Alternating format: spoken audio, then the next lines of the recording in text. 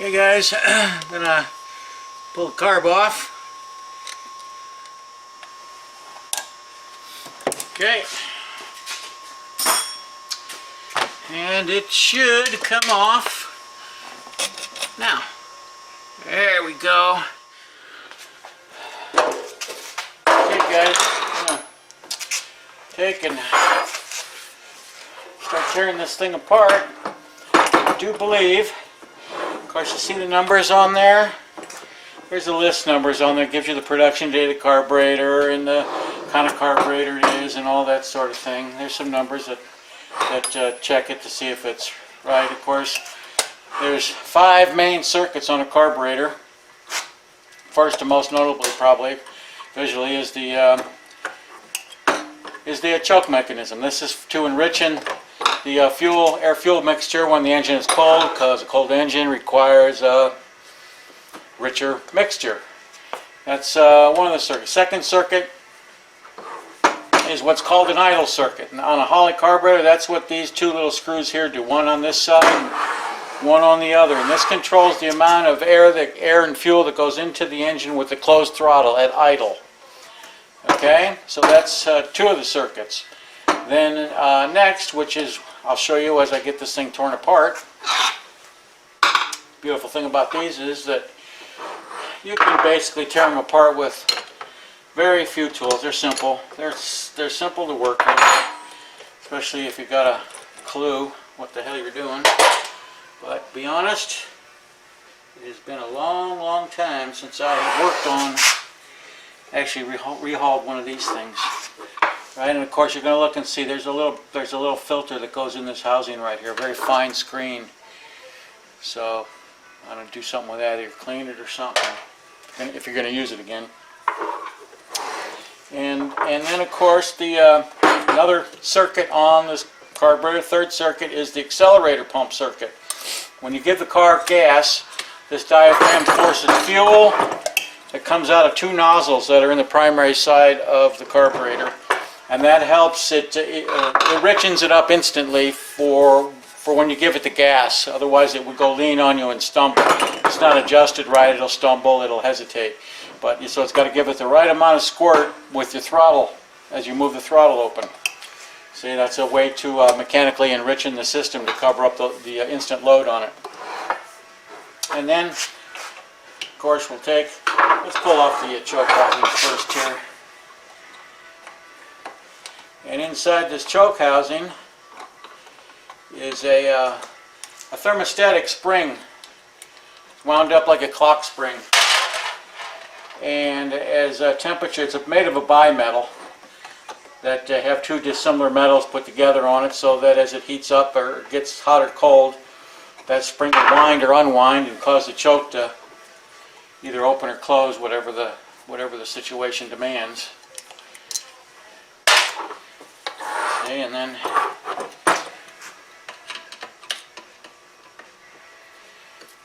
like I say, I can tell this carburetor has been worked on, but at least it still appears to be the original carburetor. See, and that's what it looks like. That's your little thermostatic choke spring in there. Little gasket here to separate stuff out. This helps move the airflow of the heat that's coming in from that tube I showed you on that goes to the exhaust manifold.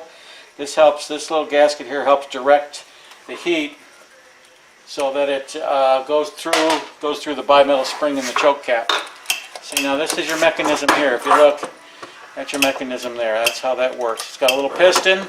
It's got a little piston in here that also is vacuum fed, and by virtue of a setting, it'll take and cause the choke, upon starting, it'll cause the choke to open up just a little bit so that it's not too rich, because if it's completely shut when it tries to run, it's obviously not enough air, the engine will stall. So it opens it up just a little bit, about like that, so that as the engine warms up and this choke spring takes over, the choke finally starts to open up until it completely opens. See, so there's that. Now let's take and of course there's a little Jesus pin right here that we got to take off. And of course, if you see, it's a little Jesus clip. And they say, why they call it a Jesus clip? Because when you lose them, just a little bastard. When you lose them, you say, Jesus Christ, where did that go? And there's 3 Phillips head screws. Now what you're going to want to make note of, not almost, without exception, carburetors are built so that generally speaking, if you pay attention, there's screws of different sizes and lengths and different characteristics about them. Carburetors are made so that the thing only goes, kind of like a handgun, in that it only goes back together one way properly. And generally speaking, you'll find little variations in the screws, meaning they go in different locations. See, like these screws here, I can just tell by looking at how they're in the length they belong to the choke housing. See, now that's your choke housing. This is your fast idle cam. This catches the primary throttle plate here on this screw, and that kicks the idle up when the choke is closed so that you have a high idle so it won't stall on you until it warms up. So there you go. That'll get all cleaned up. And then next what we're going to do is we are going to take off this is your vacuum diaphragm for the secondary throttle plates. As you can see, it takes vacuum. It takes vacuum that is generated through the Bernoulli effect, a venturi within the carburetor that will put vacuum through a passage here and cause this thing to suck the secondary throttles open upon demand when you need it. And this likewise has a little Jesus clip on it that we're going to pull off. See that? And there's that little bastard right there. Oop, almost lost it, but carburetor kit I got for it should have all that stuff in it. And then we need there's 3 screws, 3 flathead screws that take that diaphragm off of the main body of the carburetor. And once again, if you make note, these 3 screws have their own characteristics, so that they only go back in one place, and that's on this secondary diaphragm housing.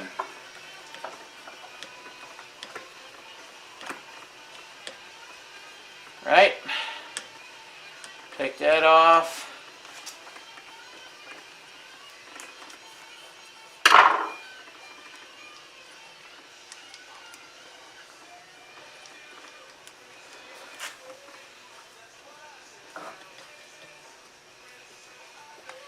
Okay, see there's 3 of these screws on it. Of course, I think I'm doing pretty good considering I haven't done one of these carburetors in, I'll bet it's been probably since the mid-80s. Used to do a lot of these very similar carburetors on carbureted Mustang GTs, and even before they went to fuel injection on the trucks with 460s had these Holleys on them. And if you don't think those are a pretty good time in an Econoline, those are pretty fun entertainment there. If you like abuse. And once again, these screws are 3 of a kind. They only go on to the secondary diaphragm housing. And we'll take the diaphragm apart, take a look at it. A lot of times these diaphragms, they can, because of the vaporization of fuel, you can get fuel fumes up into this housing, and it will turn this rubber diaphragm basically into mush, which is what it feels like it's doing right now, because the screw is wanting to grab that diaphragm. You see, you see it coming out of there? Because it's basically turned this rubber diaphragm over with the fuel interaction with the fuel and the nature of the material they use. It kind of turns it to just kind of like a gum, just dissolves it basically. So I hope the kit we got has a secondary diaphragm in it. And there's some kits, it's a Holley kit, so I don't know. I'll have to go through it and see if we need to get a diaphragm for it. I can tell already from that one screw coming out, the way it pulled some of the material with it, that diaphragm will need to be replaced too. And then now we take it, and we'll take it, break it loose, and there's a spring in here. Now mind you, there's some variables here. This spring, they make different springs here of different tensions. which can kind of control the application of this diaphragm to the secondary throttle plate. And then there'll be a check ball, or there should be a check ball in this, which it does not. You see, this does not have a check ball in it. There should be a check ball in there. That kind of regulates the flow of the vacuum to this diaphragm. See, but that's your diaphragm for it. You see how it wanted to pull the material out of there? But it could be used if we have to. And so that's your housing. And then also you'll notice there's a little cork gasket here that seals up this passage, the vacuum passage between the main body of the carburetor and the diaphragm housing. Okay, next let's pull off this rear bowl.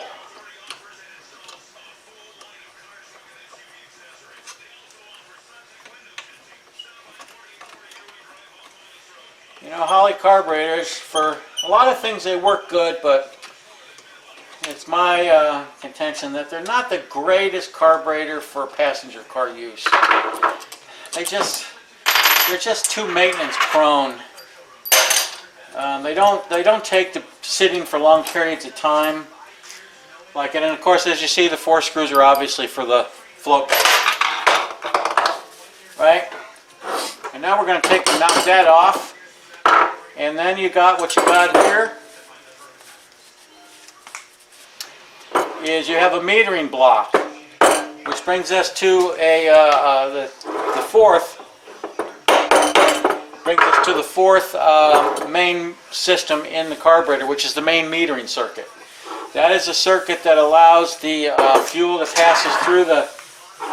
passes down through the air horn, past these siphons here, and once again the Bernoulli effect, differential in pressure, will suck fuel up and down and in, and will blow and allow it to come out those discharge nozzles there. See, and this is a transfer tube that puts fuel from one bowl, fills both bowls up. Not all Holley carburetors have one of these. A lot of them are dual feed, which means that each bowl is fed separately on its own. And now this needs to be, what you're going to see here too is, once again, they got gaskets at all 4 corners on these bowls, which anytime you take these screws out, unless they're specially made to be reused, they're good for one use, and that is about it, because they come apart. They're only fiber, they're a fiber gasket type thing. And let's see if I can't get this apart without... So I thought I'm going to have to put something to break that open. Of course, here's what I'm going to do is what I usually do. I just got a tool. It's kind of got a nice little, a bit of a bevel to the edge of it. Just like that. You don't want to force it though, because there is a sealing edge on the metering block, which is what this is right here. This is the metering block. That's your gasket for the metering block, right? Some of them are different. Some of them have different passages in them, so you want to be careful when you put them back together. Now, the secondary metering block does not have a power valve, which is the fifth circuit in the carburetor. And this is the metering block that goes, or the gasket that goes between the metering block and the main body. It also, there's a few variables, differences in those, so you want to make sure you get the right one on. Here's your secondary jets. That's your jetting for it. You know, you can change your air-fuel ratio. You can go with bigger, smaller jets depending on what you like. But that's one of it. On these earlier carburetors, these factory carburetors, the secondaries did not have an idle circuit incorporated into the metering block. And then you look here, you see that? See that? That's your float. And this would be how it works. It's like a toilet. It's like a toilet, buddy. Guys, it's like a toilet. Fills up, closes the needle and seat off, just like your toilet. And as it drains the fuel out from usage, it drops, opens it back up, continuously fills it. But I can tell right now looking at this thing, you see that float bowl, that float is a little too low. That float needs to come up a little bit. That top of that float, you want to have it parallel with the, generally speaking. I know there's some variables on that too. They vary a little bit, but to me, without looking at specifics on it, it looks to me little shield there that keeps the fuel from, it directs the fuel as it gets put into the bowl. See, but then you get your adjustment. And that little tab right there, is how you adjust your float level. Or I take that back, and you see that little tab right there is what the needle and seat, the needle of the needle and seat rest on. See it drop down there? That would be open, that would be letting fuel in. And of course this here is your adjustment nut. You loosen this nut and you can turn this needle and seat up and down to lower or raise the float to the level you need. And which means we're going to take the needle and seat out of it, which is what this is, and they're sealed with a couple of O-rings into the float bowl, and it just screws out. You see that? See how that is? It's all fixed. That's locked in there, staked in there, so it doesn't go anywhere. But that's an assembly. But you want to make sure you get your gaskets, your O-rings are well sealed when you put it back together. And now that that's all free, and of course, as you can see, this little guy has another little Jesus clip on it, which we're going to pull off, hopefully. Just right there.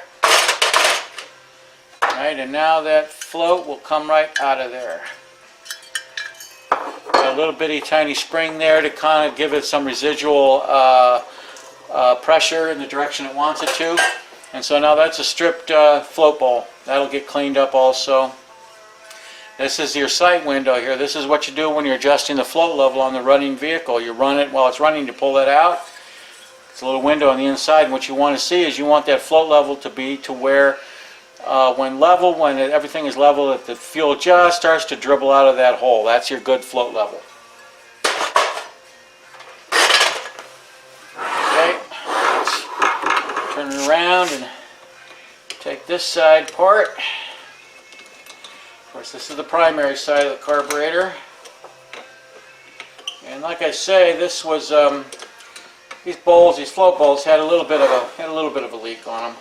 I can see this has got the front one here has a blue gasket in there, so I know that this one has been messed with at least at some point, because that's not an original factory gasket. And again, we got the our float bowl screws. They're different lengths. Sometimes they don't have the metering block on the back. The cheaper Holleys don't have it, so the screw's a little shorter.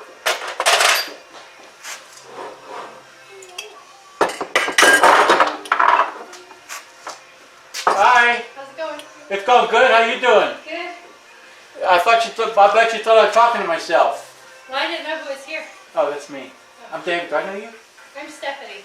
Hi, Stephanie. I've met you, haven't I? No, we're not doing it right now. Sorry, I'm yelling at my kid because she's not listening, so if you hear me yelling. That's all right. If you hear me yelling, I'm just... It's that one. Hi, Stephanie. Hi. I'm David. I'm David. We moved in 2 weeks ago. Did ya? We're just looking for a house to buy, so. All right. I was going to take the girls on a walk. Well, so you know, you'll probably see me out here because I'm working on this car here in the shop. Oh, okay. Okay?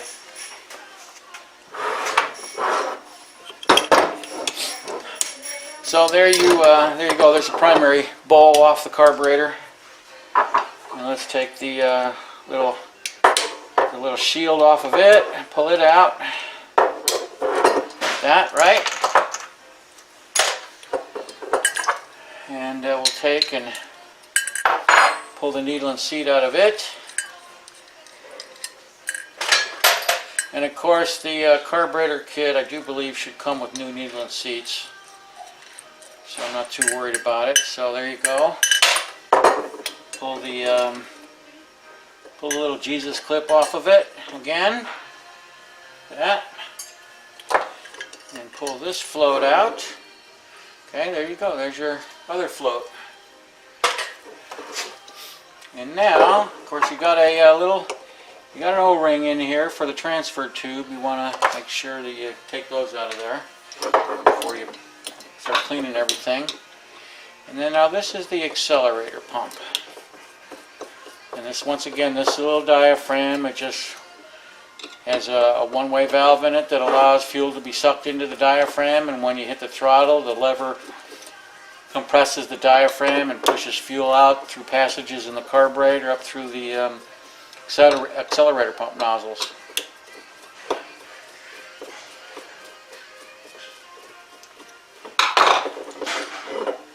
There you go, pretty simple. And once again, it says 4 screws, and all these screws, like I say, are all just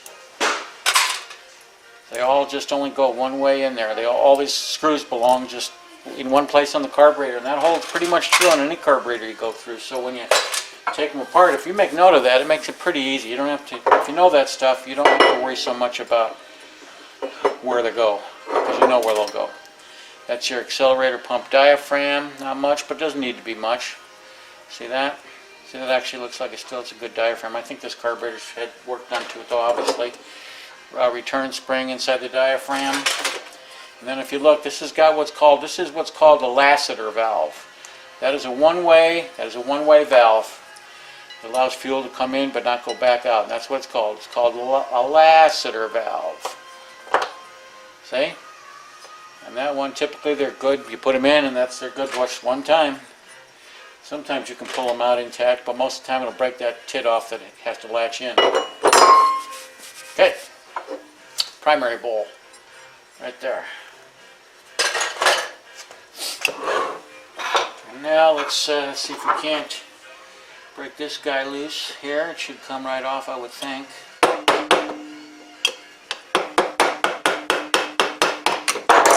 Like that.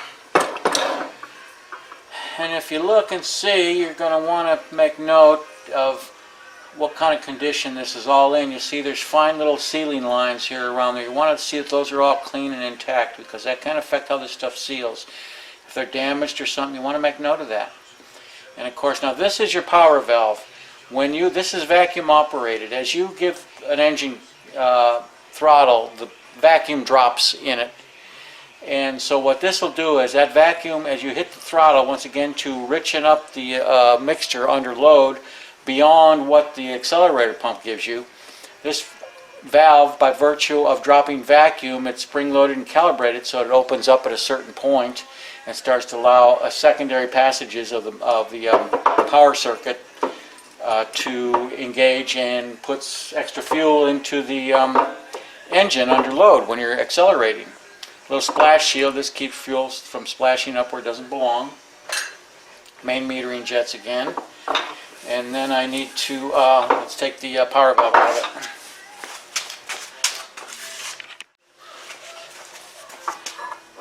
Okay guys, this the power valve takes a 1-inch wrench, and you just unscrew it. It's got a gasket behind it, of course.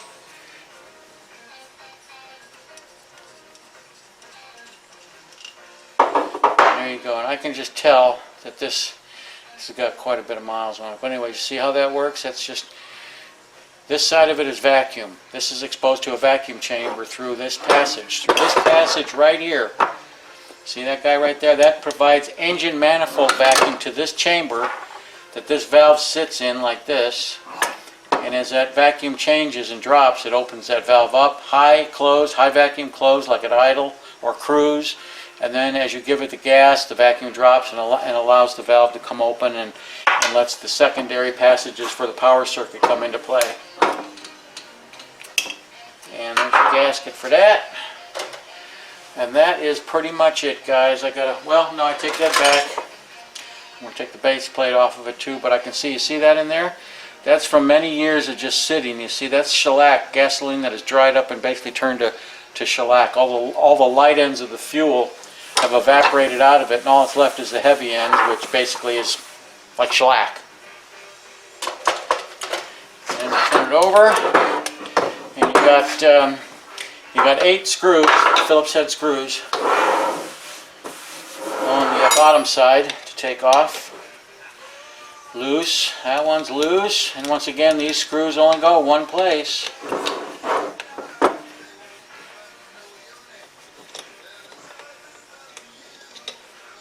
Okay, not very tight. They don't need to be terribly tight, but these are basically almost just like finger tight. need to be a little bit, so you make sure those gaskets all seal up, that base plate gasket, or that the main body to throttle plate gasket. Okay.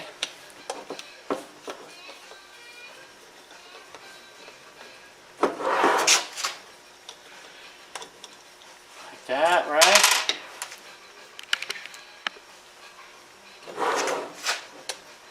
And then one more for good measure. Well, one more, two more. And then you go like that.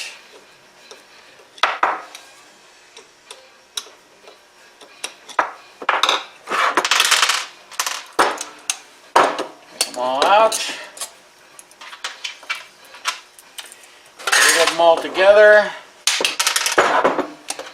Take them out. That's your gasket for the base plate, the main body. Once again, there's some differences in them. You want to match these up with the new gaskets you're going to use. That's provided you know this carburetor worked properly before you took it apart. Somebody's been working on it before, who knows, right?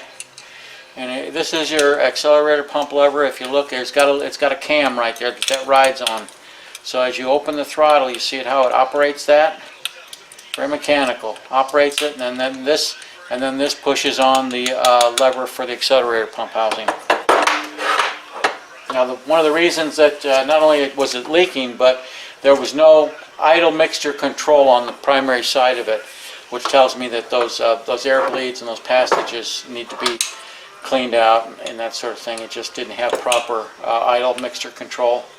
But that's it. And then the next thing you want to do is you're going to want to kind of take and just kind of look and see. You're going to want to see if the throttle plates close all the way. I do this by backing out the idle mixture screw, or the idle speed screw, so I can watch and see if the plates snap shut. If they, what I'm looking for is to see that the plates are centered in each of the in their bore.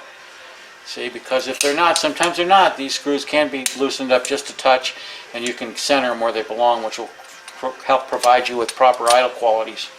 So, all right, guys, I think that's about it. I'm ready to do some cleaning up of this thing, and hopefully I'll be able to run a little video when I put it back together for you.